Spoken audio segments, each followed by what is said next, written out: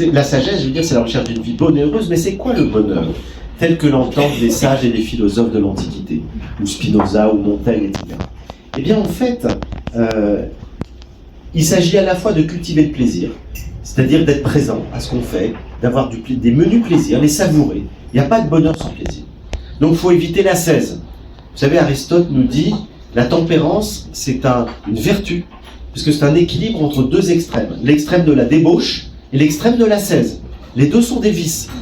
C'est être ascétique, c'est être vicieux pour un philosophe. Parce que pourquoi refuser les plaisirs du corps? Et donc il s'agit de trouver un équilibre. Et donc savourer les plaisirs de la vie, c'est la base du bonheur. Mais bien entendu, la vie elle est faite de choses qui ne sont pas plaisantes. Il y a des hauts, il y a des bas, il y a des événements tristes, il y a des deuils, il y a des séparations, il y a des échecs, il y a un tas de choses qui ne nous conviennent pas. Et la grande question des philosophes, c'est comment trouver un bonheur stable, durable et profond malgré les hauts et les bas de la vie. Voilà la vraie question philosophique. Et la réponse qu'ils apportent, c'est que le bonheur ne tient pas tant dans les choses et dans les événements extérieurs que dans le regard qu'on porte sur eux. Tout est dans la représentation que nous avons du monde et non pas dans le monde en soi. Autrement dit, deux personnes peuvent vivre exactement la même chose, il y en a une qui va s'effondrer, l'autre pas du tout. Parce qu'ils ne portent pas le même regard sur l'événement. Et donc, toute la clé de la sagesse, c'est de changer notre regard. Ce n'est pas de changer le monde, ce n'est pas d'adapter le monde à notre désir. Alors bien sûr, changer le monde, ça compte. Ça compte de s'engager pour la justice, etc. Mais lorsqu'on ne peut plus rien faire, mieux vaut changer notre regard. Et donc à ce moment-là, on voit que la clé du bonheur dans ces grands courants spirituels et philosophiques, c'est d'apprendre à changer notre représentation, d'apprendre à voir les choses autrement, et à ce moment-là, ça change tout. Parce qu'on découvre que le bonheur, il est en nous et pas à l'extérieur. Et je voudrais, pour l'illustrer, et je vais terminer avec ça, puis après on pourra faire les dédicaces, vous raconter cette histoire que j'aime beaucoup, c'est un conte soufi, qui nous dit que c'est un homme qui arrive dans une ville, et puis il est étranger, il ne connaît personne, et il voit un vieillard assis aux portes de la ville. Et du coup, il lui pose la question, il lui dit, vieil homme, toi qui dois connaître tout le monde ici, dis-moi comment sont les gens dans cette ville. Est-ce qu'ils sont gentils, méchants? Et à ce moment-là, le vieillard, vous savez, les vieux sages ne répondent jamais aux questions, ce qui prouve que je ne suis pas sage, parce que je réponds toujours aux questions. Il lui dit, dis-moi étranger, comment sont les gens dans la ville d'où tu viens? Et à ce moment-là, l'étranger répond, très méchant, très désagréable, c'est pour ça que je suis parti. Et le sage lui répond, ben ici c'est pareil. Alors l'étranger est désespéré, il dit, j'ai pas de chance, partout où je vais, les gens sont méchants. Quelle malchance! 1 heure après, arrive un deuxième étranger qui pose la même question. Le sage lui retourne la question. Et l'étranger lui dit, ben, dans la ville d'où je viens, les gens étaient charmants, très gentils, très agréables. Et le sage lui dit, ben ici c'est pareil. Alors il y a un vendeur de chameaux qui entend la conversation, il va voir le sage, il lui dit, mais t'es un menteur. Les gens te posent la même question.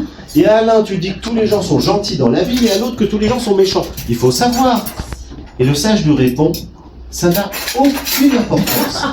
Parce que chacun porte le monde dans son regard. Un homme heureux quelque part sera heureux partout. Un homme malheureux quelque part sera malheureux partout. Merci beaucoup.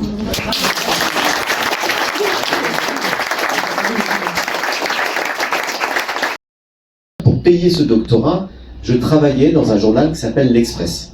Et je faisais des piges au service culture de l'Express. Et c'est comme ça que je payais mes études.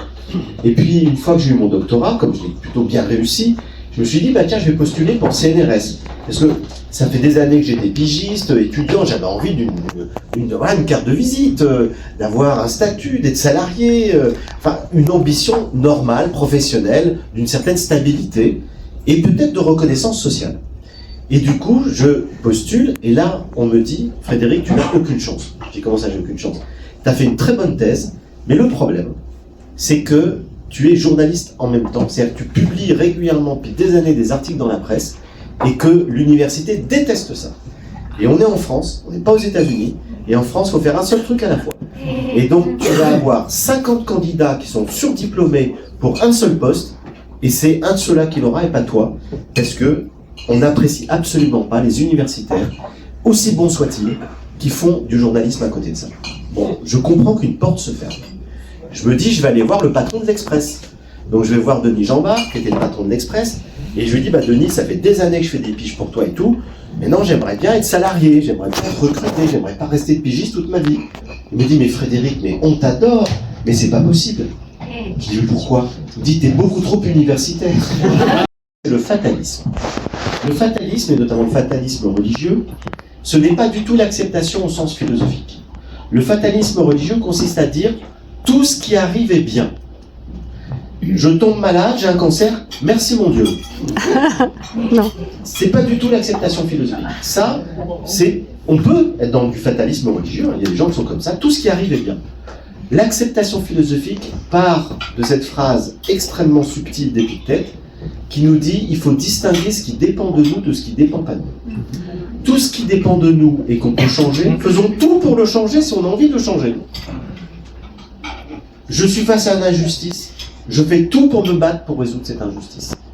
Je tombe malade, je fais tout pour guérir. Et puis si je ne peux pas guérir et que mon mal est incurable, là je rentre dans l'acceptation.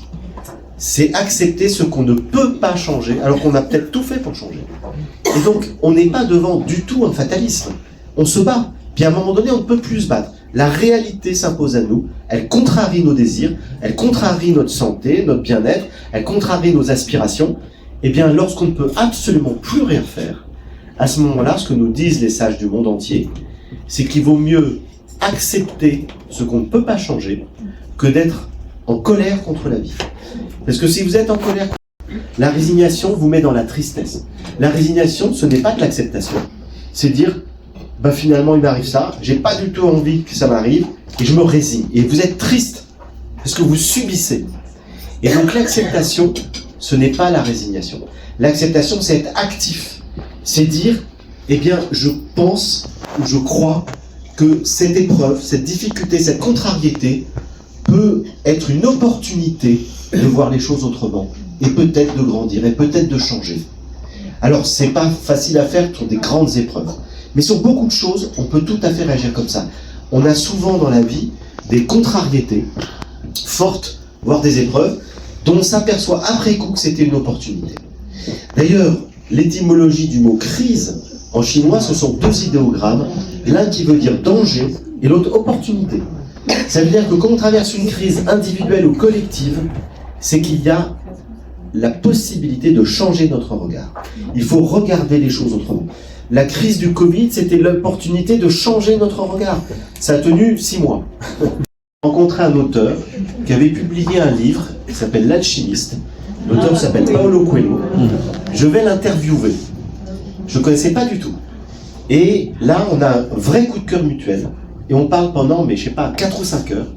Et à la fin, il me dit, mais Frédéric, mais je te sens pas du tout journaliste. Enfin, tu es journaliste, mais tu m'interviews. Mais je sens que tu as tout à fait autre chose à dire. Et il me dit, c'est quoi ton métier? Enfin, je lui dis, ben non, je peux pas en avoir. Je lui explique mon drame. Il me dit, mais t'as vraiment envie d'être universitaire? T'as vraiment envie d'être journaliste? Je réfléchis un peu, je dis, ben peut-être autre chose. Il me dit, mais qu'est-ce qui te fait vibrer? Qu'est-ce qui te met dans la joie? Qu'est-ce qui te met dans l'enthousiasme? Qu'est-ce qui serait idéal pour toi? Je lui dis, ben peut-être d'écrire des livres comme toi et d'en vivre. Il me dit, mais qu'est-ce que t'attends? Et cette petite phrase a résonné en moi. Et du coup, j'ai commencé à écrire des livres. Alors, avant d'en vivre, j'ai mis 10 ans. J'ai bouffé de la vache enragée pendant 10 ans. Mais honnêtement, je ne le regrette pas un instant. Parce que j'ai la chance inouïe, aujourd'hui, de pouvoir vivre complètement de ma plume et de pouvoir toucher des millions de lecteurs à travers le monde.